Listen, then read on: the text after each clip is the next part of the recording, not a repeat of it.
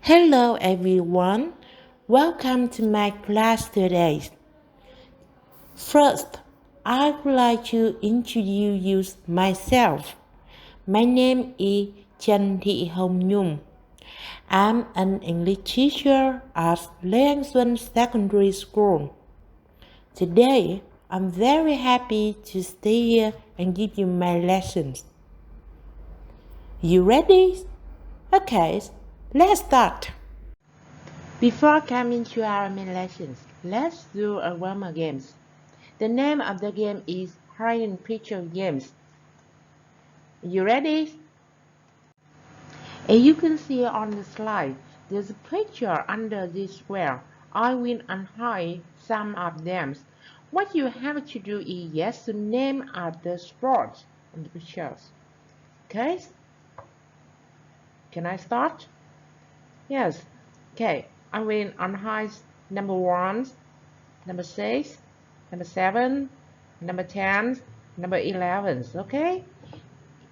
Can you guess what the sport is? Okay, it's basketball. For this picture, I will analyze number 14, number 12, number 7, number 5, number 9, number 10. Okay, can you guess what it is? It's tennis. Yes. So, now, can you guess what topic we are going to learn today? It's about sport. Yes, today we are going to study Unit 6 Sports with the first lesson, including vocabulary and grammars. Hey guys, do you know the Vietnamese meaning of sport? Yes, the Vietnamese meanings of sport is TA6. And what sports are popular in your countries? In my opinion, soccer is the most popular sport in our countries, right?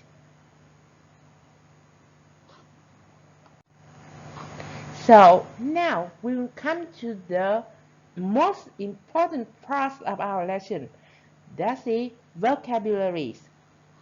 Và bây giờ chúng ta sẽ đến với phần từ vựng, phần quan trọng nhất của bài học ngày hôm nay. As you can see on this slide, there are 4 hemispheres of sports. Do you remember all of their names? Okay, now I will have you. Image 1 and image 2, they are football and horse riding. Bức tranh thứ nhất và bức tranh thứ hai miêu tả môn football, nghĩa là môn đá banh, và môn horse riding là môn cưỡi ngựa. Image 3 and image 4 describe tennis and swimming. Hình ảnh số 3 miêu tả bộ môn tennis và hình ảnh số 4 miêu tả bộ môn bơi. What about the 4 sports? How do you say them in English? Image 5 and image 6 describe athletics and cycling. Chúng ta thấy hình ảnh số 5 miêu tả bộ môn điền kinh và hình ảnh số 6 miêu tả bộ môn đua xe đạp. Image 7 and image 8 describe climbing and gymnastics. Hình ảnh số 7 miêu tả bộ môn leo núi, chúng ta gọi là climbing, và bộ môn gymnastics ở bức tranh số 8 miêu tả bộ môn thể dục dụng cụ. Now we will move to the other groups of sports. Image 9 and image 10 describe skiing and volleyball. Hình ảnh số 9 miêu tả bộ môn trượt băng và hình ảnh số 10 miêu tả bộ môn bóng chuyền. Image 11 and image 12 describe golf and hockey. Hình ảnh số 11 miêu tả bộ môn golf và hình ảnh số 12 miêu tả bộ môn hockey. And here are the last 4 names. Image 13 and image 14 describe wrestling and sailing. Hình ảnh số 13 miêu tả bộ môn đấu vật và hình ảnh số 14 miêu tả bộ môn chèo thuyền buồm. ME15 and ME16 describe rugby and basketball. Hình ảnh số 15 miêu tả bộ môn bóng bầu dục và hình ảnh số 16 miêu tả bộ môn bóng rổ. Hold on guys. You're going to know the name of some sports and please now think of my questions. How do you call the persons who play sports? Nào, bây giờ chúng ta hãy suy nghĩ để trả lời cho cô câu hỏi sau. Những người mà chơi thể thao thì các con gọi là gì? Đó chính là player. Yes, player. Look at the equipment under the feet of the yellow man in the middle. What is this? It's the ball. Yes. Ball có nghĩa là trái bóng. Now, please move to the other two vocabularies. The picture on the left indicates stadium. Stadium means sân vận động. And the picture on the right indicates race. Race means cuộc đua. Let's look at the other expression for race. Look at the example. This is an athletic competition. Yes, competition là một cách diễn đạt khác của từ race. Từ competition có nghĩa là cuộc tranh tài, cuộc cạnh tranh. Hold on guys. Let's look at the girls. Who is she? She is champion. Champion is the person who won the first prize on the Olympics. So we have another word is Olympics. Olympic means Thế vận hội. Còn champion có nghĩa là nhà vô địch. Một người được coi là nhà vô địch khi họ giành được giải thưởng lớn nhất hoặc là huy chương vàng trong Thế vận hội. Look at these two groups of people. Who are they? They are teams. Yes. Team is a group of people who play together and confront the same opponents. Team là tập hợp những người chơi cùng một phe và đối đầu cùng một đối thủ. In a match, people in the same team wearing the same colors. Trong một trận đấu, những người mà chơi cùng một đội với nhau sẽ mặc cùng một màu áo như nhau. And people who are here not to play but to support for one of the team is fan. Và những người có mặt ở trên sân vận động, tuy nhiên không phải là để chơi mà là để cổ vũ hoặc là ủng hộ cho một trong hai đội sẽ được gọi là fan. And here is a word list of the vocabulary you have to learn today. Number 1, player, người chơi. Number 2, ball, trái banh. Number 3, stadium, sân vận động. Race, cuộc đua. Number 5, competitions, cuộc tranh tài. Number 6, champions, nhà vô địch. Olympics, Thế vận hội. Teams, đội. Match, trận đấu. Fans, người cổ vũ. Now, take a deep breath and exhale. We will play a game before continuous lessons. In this game, you have to find out the missing letters. Now, we will come to see the first word. The first word is pronounced fans. Okay, so the missing letter is and. Fan có nghĩa là người hâm mộ. The other word is competitions. Yes, and the missing letters are C, P, T, O. Competition means cuộc cạnh tranh. The third word we pronounce like stadium. So the missing letters are S, D, U. Stadium means sân vận động. Next, we have the word race. Race. So the missing letters are R and E. Race means cuộc đua.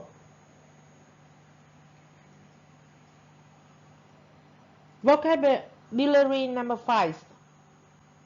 Players. We say it, players. So the missing letters are L, Y, R. Players. Player means người chơi. The sixth word is Olympic. Olympic. Yes. And the missing letters are Y, P, R. Olympics. Olympic means Thế vận hội. The seventh word is ball. And the missing letters is A. Ball, trái banh.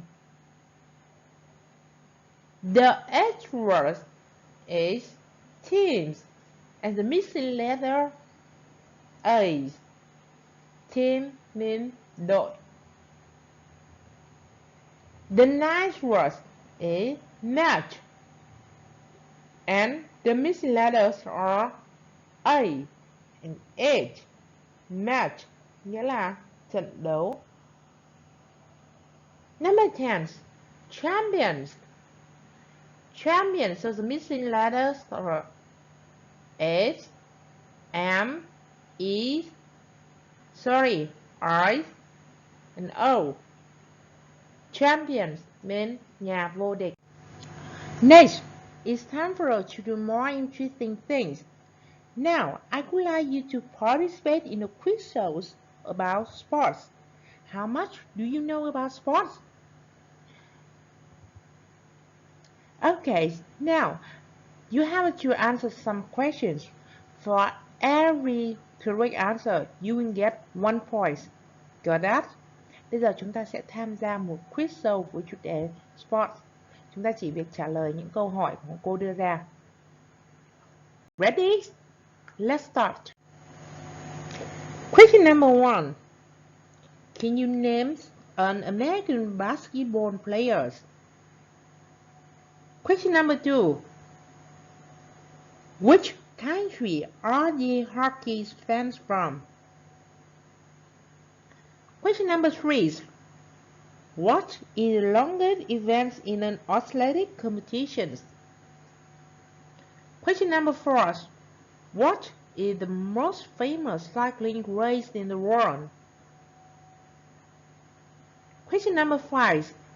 In which city is the biggest football stadium in Europe? Question number 6. Here's your judo champion. Which country is this sport from? Question number 7. Which are the is the correct size of a golf ball? A, B, or C? A. 19 mm.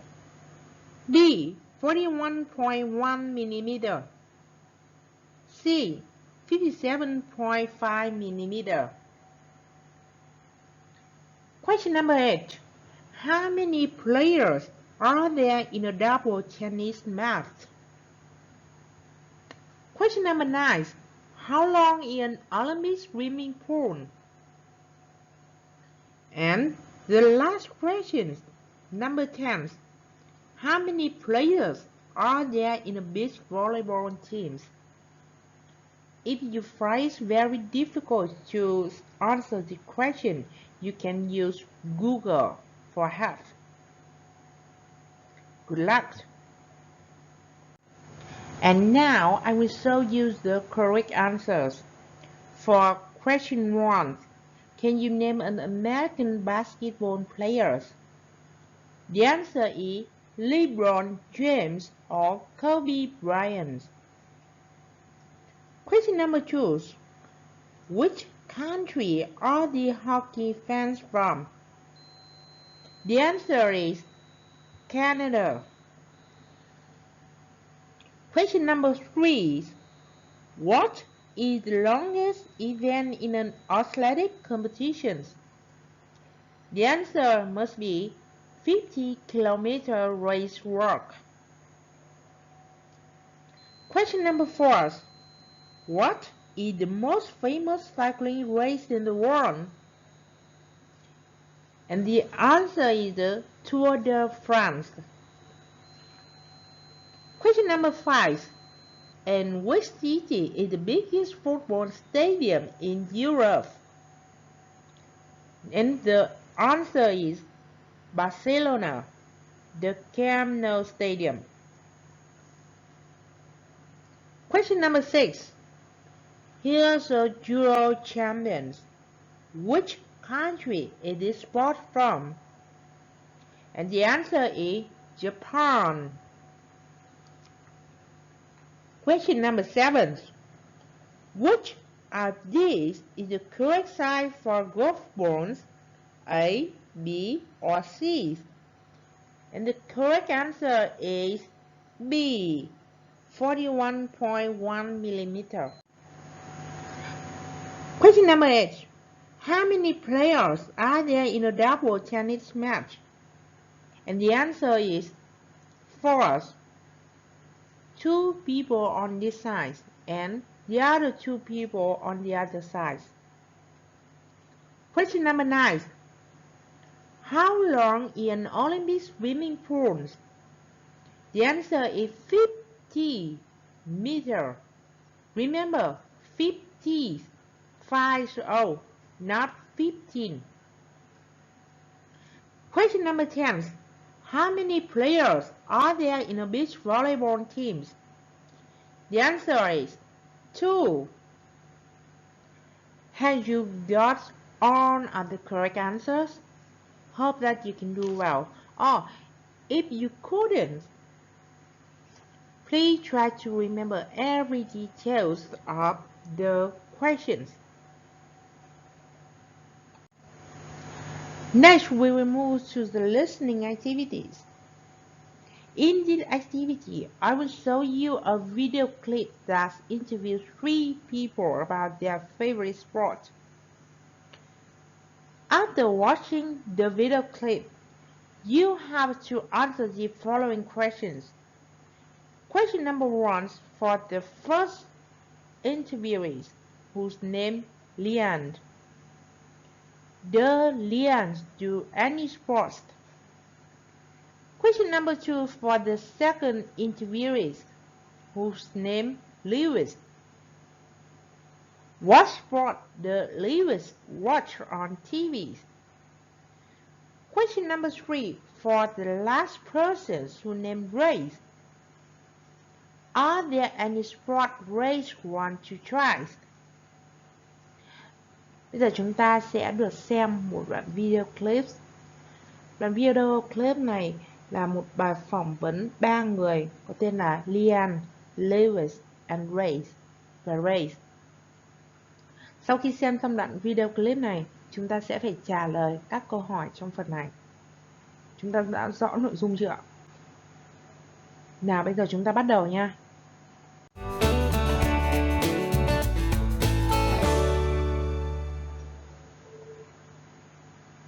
Do you do any sports? Yes, I do. I like swimming. I'm really into it. And how often do you swim? Every morning. I'm in a swimming club. So, what's the best thing about swimming? Winning. I'm very competitive. My personal best for 100 meters is 1 minute, 12 seconds. And the worst thing? I don't enjoy getting up early every morning. I get up at 5:30.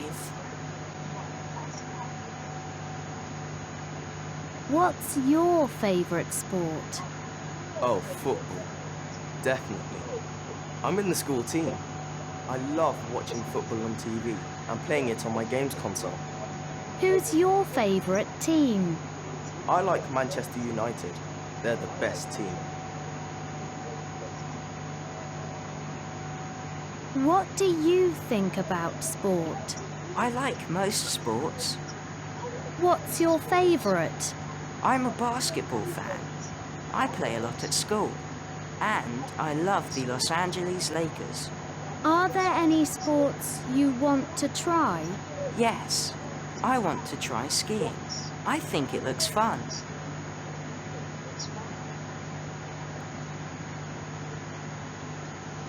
Now, are you ready to answer the questions?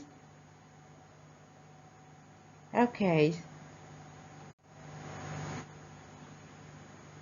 So, for the first questions, does Leon do any sports? What is your answer? My answer is yes, she does swimming. For question number 2, what sport does Lewis watch on TV? How do you think about it? My answer is he watches football on TV. Question number 3, are there any sports Ray wants to try? The answer is he wants to try skiing. Are you correct? Sure. Now, let's move to the next part. Next, we move to activity 4. You can watch the video clips once again, then you have to fill in the blank with the missing information. Here are the expressions that you usually use to talk about the sports. For question number 1, I'm in a ... club. For question number 2, I don't enjoy ... Question number 3, I'm in the ... teams. Question number 4, I'm a ... fans. And question number 5, I want to try ... Is there anything that you don't understand about these key phrases? Okay, so please listen again, then fill in the missing information, then I will explain more details.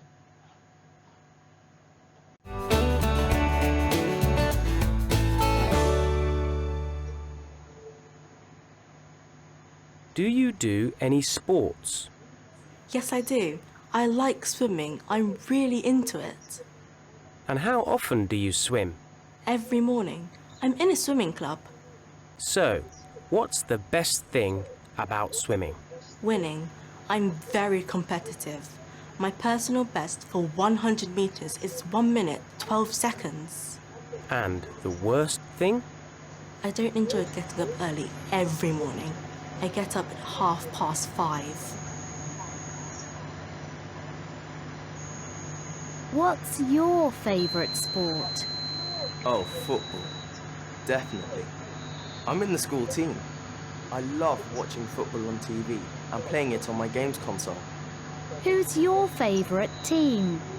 I like Manchester United. They're the best team. What do you think about sport? I like most sports. What's your favourite? I'm a basketball fan.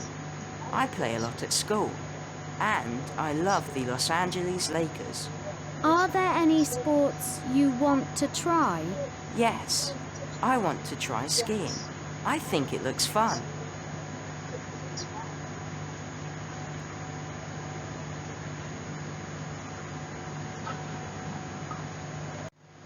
And now, this is my answers. Question number 1, I'm in a swimming club. Tôi nằm trong câu lạc bộ bơi lội. Number 2, I don't enjoy getting up early every morning. Tôi không thích thức dậy sớm vào buổi sáng. Question number 3. I'm in the school teams. Tôi trong đội của trường. Question number 4. I'm a basketball fan. Tôi là một fan của bóng rổ. Question number 5. I want to try skiing. Tôi muốn trượt băng. For the rest of the lesson, we will study about language focus, past simple to be. And you know that the present form of to be are am, is, and are. What about the past form of to be? Như chúng ta được biết, to be ở hiện tại thì có 3 dạng, một am, is và are. Vậy còn dạng quá khứ của động từ to be là gì? Look at this slide. There are two forms of to be on past symbols. They was and was. Was go along with subjects I, he, she, and it. On the other hand, was go along with you, we, and they. To be của quá khứ sẽ bao gồm 2 dạng, một là was và 2 là was. To be was 3 chữ, thường đi với các chủ ngữ số it, ví dụ như là I, he, she và it. Còn to be là were 4 chữ thì bao gồm đi với các chủ ngữ là you, we và they.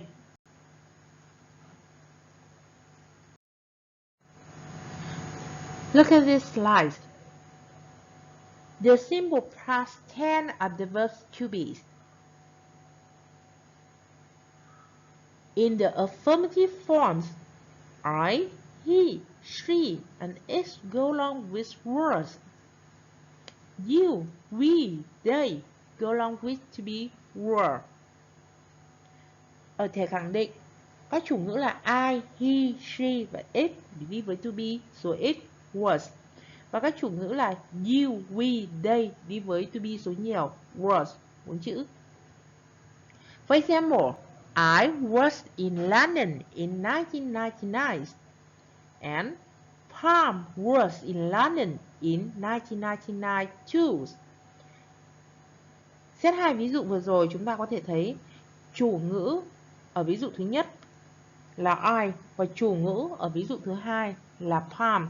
Hai chủ ngữ này đều là chủ ngữ số ít nên to be sẽ là was. Còn đối với chủ ngữ thứ ba đó là chủ ngữ we, chúng ta sẽ sử dụng to be là were, 4 chữ W-E-R-E. We were together. Let's continue with the negative forms. In the negative form, we add not after the verb to be. I, he, she, and it go along with was not. And the such form of was not and wasn't. You, we, they go along with were not. And the such form of was not is weren't. Ở thể phủ định, chúng ta sẽ thêm not vào sau các động từ to be. I, he, she và it đi với was not. Và dạng viết tắt của nó sẽ là wasn't. Với các chủ ngữ là you, we, they, chúng ta sẽ thêm not vào sau to be 4 chữ was not. Và dạng viết tắt của nó sẽ là weren't.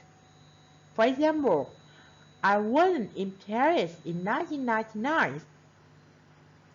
And Palm wasn't in Paris in 1999.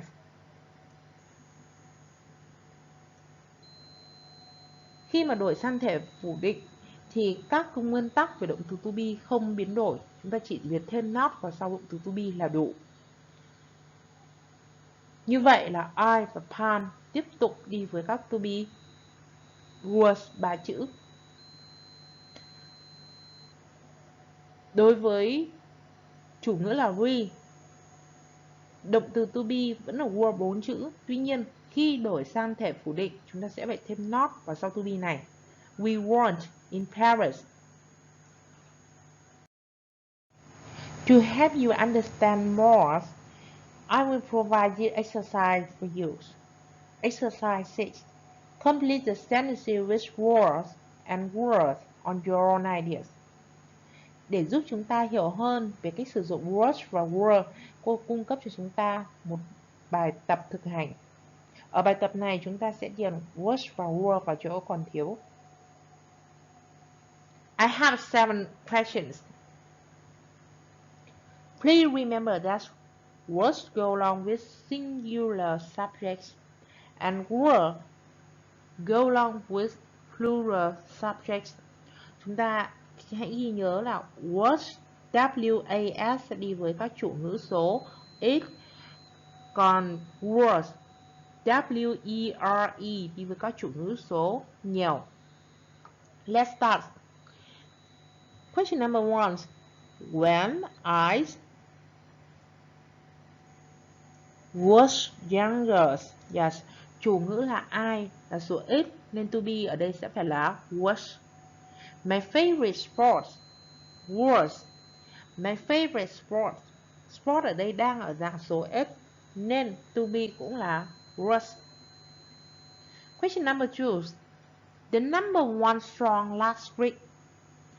The subject over here is song. Song is in plural form, so to be must be was. Chủ ngữ trong câu này chính là từ song, và song đang ở số ít nên to be cũng sẽ là was. Question number 3. My first was ending with s, so the subject over here is plural form. Chủ ngữ trong câu này là từ was. Tuy nhiên từ was là có đuôi s, như vậy was đang ở dạng số nhiều nên to be ở đây sẽ là was. Question number 4. My favorite films last year. Một lần nữa chúng ta nhìn thấy ở đây chủ ngữ là từ films, số nhiều, vì có đuôi s nên to be sẽ là was. Question number 5. My favorite days last week. Chủ ngữ trong câu này chính là từ days, và day đang ở dạng số ít nên to be sẽ là was. Question number 6. When I was younger. Chủ ngữ là I, to be was. My hobbies thì hobby đang ở dạng số nhiều nên to be sẽ là was. And last questions. My last meal đang ở dạng số ít nên to be cũng sẽ là was. Okay, now I must be very sorry to inform you that time is up. At home, I hope you can learn by heart all the new words. Then, you can open your workbook page 42 and 43 to complete all of the exercise. Don't forget to prepare lesson 2, reading page 74 on your student book. And time is up. Thank you for listening. Bye for now. Hope to see you again later on.